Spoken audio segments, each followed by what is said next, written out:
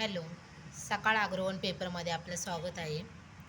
त्यामध्ये कूपन क्रमांक आज आपण 26, 27, 28 आणि 29 यांची उत्तरे बघणार आहोत. कूपन क्रमांक 26 याचा प्रश्न आहे, सोयाबीनमध्ये वाढीच्या सुरुवातीला येणारा पिवळेपणा कशामुळे असतो?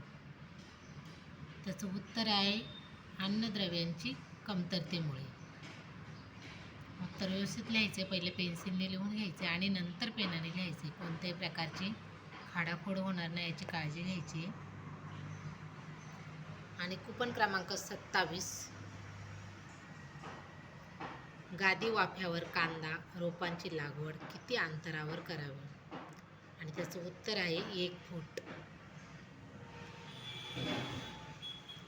कूपन क्रमांक 28, तुरीच्या 2 झाडांमधील अंतर शिफारशीप्रमाणे किती ठेवले पाहिजे? आणि त्याचं उत्तर आहे 15 ते 20 सेंटीमीटर. 15 ते 20 सेंटीमीटर.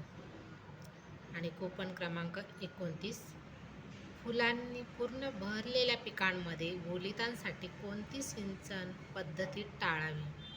तुषार सिंचन पद्धती टाळावी. उत्तर व्यवस्थित लिहायचे. कोणत्याही प्रकारची खाडाखोड होणार नाही याची काळजी घ्यायची. आणि प्लीज चॅनलला सबस्क्राईब करा, लाईक करा. तुमचे काही कमेंट असतील तर कमेंट करा.